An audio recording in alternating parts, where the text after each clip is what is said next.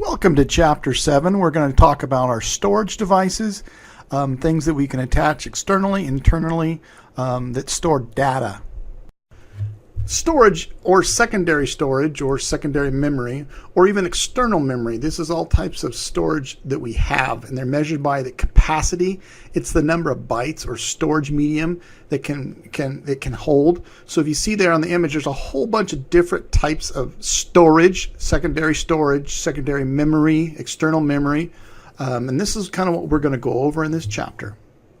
A storage device is something that basically you can store, record, and retrieve items to it into this media device. You see on the image here, I have taken the image has taken the cover off the top of it, and this is usually an internal hard drive. It's an older one. It's not a static, meaning there's movable parts. You see the little sharp point that's the head, and then there's the motor for the head and the controller, and the platters are the round discs that look like CD-ROMs, and then there's the casing. The pointy heads are where you write or read the information onto the platter. Okay, so the process of transferring the bits to the secondary storage. Primary storage is always memory. This would be a secondary storage right here. Like we talked earlier in the chapters, you don't want your CPU to slow down. So memory has to be fast because it feeds the CPU. So if the memory can't feed the CPU, everything slows down. Same with your secondary storage or your storage devices. You want them to be fast. You know, it's measured in access time. Okay, the amount of time it takes to store a device or to locate the item or to find it. The time required to deliver the information to the memory. That is described as your access time, which we want it to be high.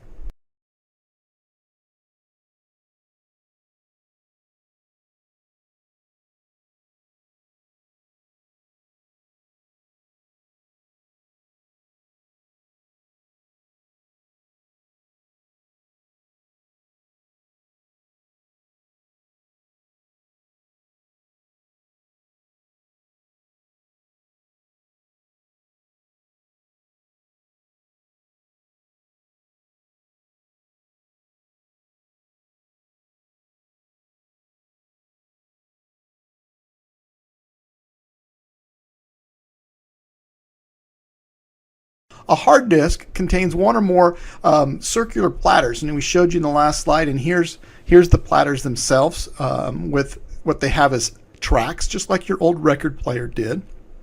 Sectors, a section, and there's clusters of groupings of them. Okay, and you notice there's several platters stacked, and they all have read-write heads on them for each one.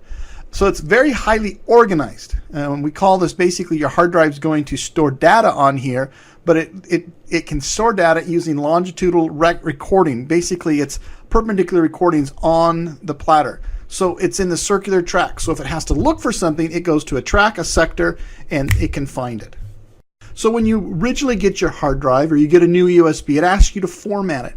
And what it's really doing is taking that platter, your image there, and dividing it into tracks and sectors, clearing everything that might have been on there, and putting brand new track and select sectors in there so that your operating system can basically store and locate the data and information on the disk.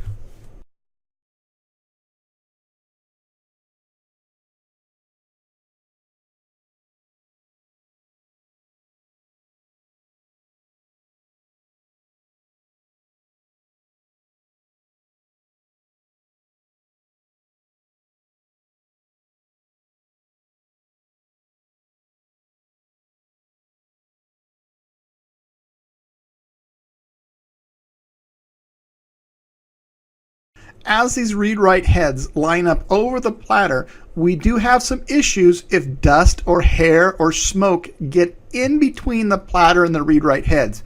We call it a head crash. That is basically where your read-write head kind of goes into the platter and causes problems on its surface.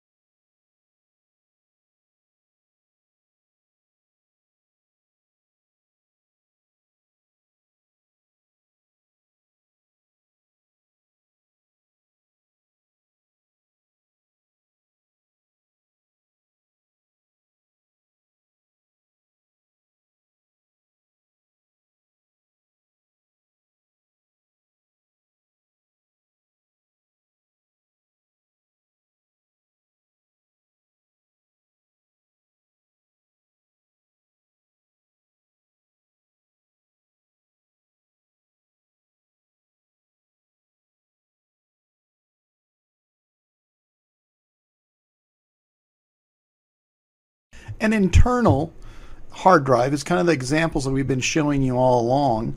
It's a secondary storage. It's usually inside your computer and sealed. A removable hard drive kind of sits in the front of the CPU and allows you to take out the hard drive and put more in. So let's say you wanted to have a class and teach on Linux operating system. You could take the hard drive out, put a Linux bootable hard drive in the front of a removable hard drive system, turn the computers on, you can run Linux. Shut them down, you can replace them back with a Windows. Okay, so that's kind of some of the reasons for using removable hard drives. And then you have your solid state drive, which is no different than your internal. However, it doesn't have moving parts, and most computers are going this way. You're going to have a video coming up soon on the difference between the solid state and the old hard drives that we have, but they definitely are a lot faster, they're quieter, they're smaller, and they're ideal for laptops and for tablets.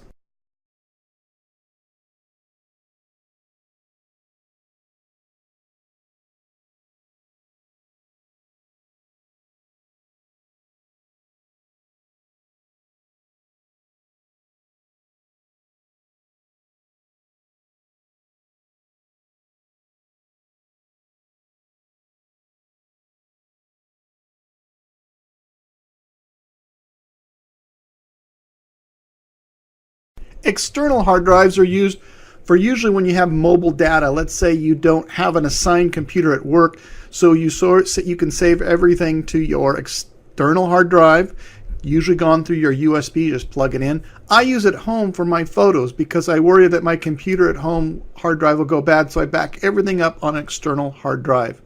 You also have your network or your personal cloud hard drives that you can put on your own network at home. So you can, have movies that you can stream, or you can have music. It's basically your own cloud system, but at home.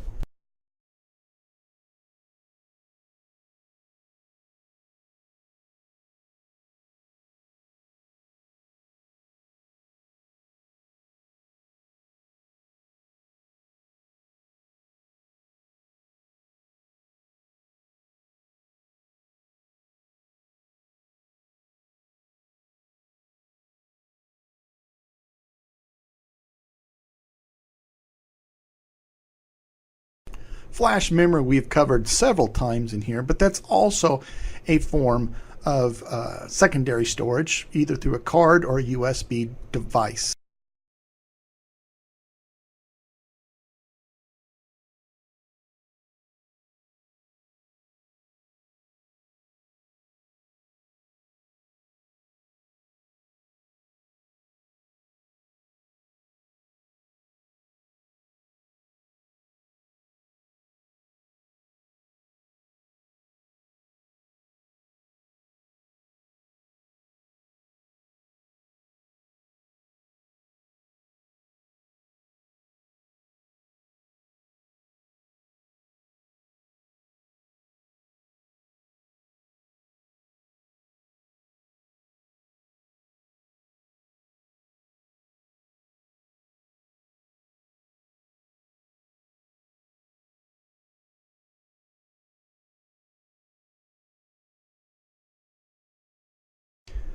Cloud storage is another type of a secondary storage, allowing you to back up. We have a lot of services: Box, Dropbox, Cloud.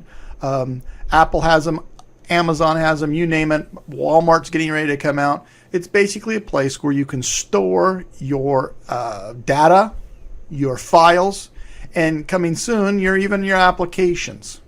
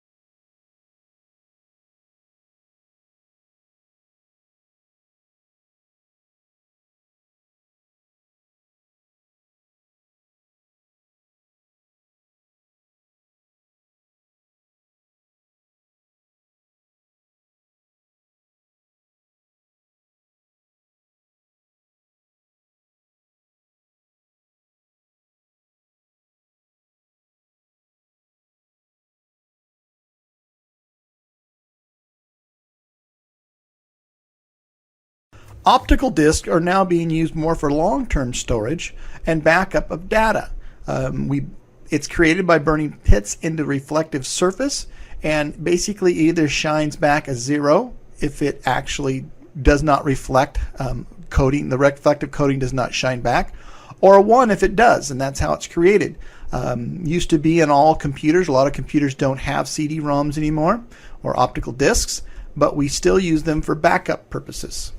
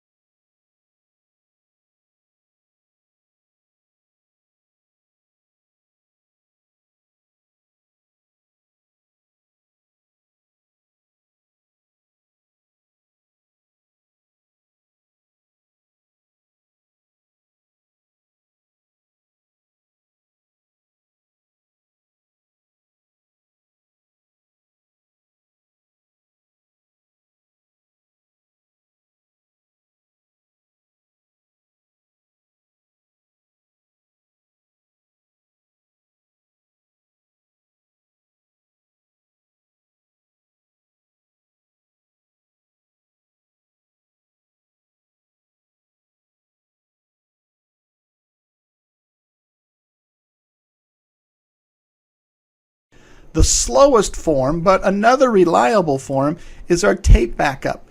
It happens to be very linear, so you can't jump like you can to a CD-ROM to anywhere you want to. But for long-term storage, again, it's better for long-term backup of major networks than even a CD-ROM. You're starting to see them on your credit cards, but smart cards with the chip built in are they're becoming very popular now with internal memory built right on the chip. And in 2 slides, you're going to see a video on their uses and what you can do with them.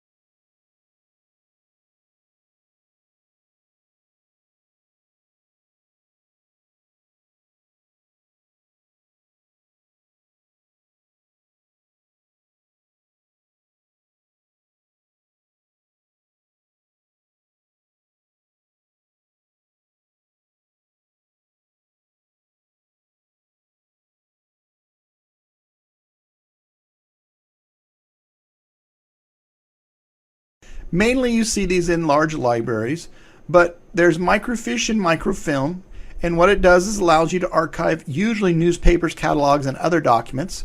You need a special type of reader that's going to blow up the documents large so that you can see them. It's a nice way for, again, probably the best for extended storage of information. The only problem is you have to have some type of a special reader that allow you to read it.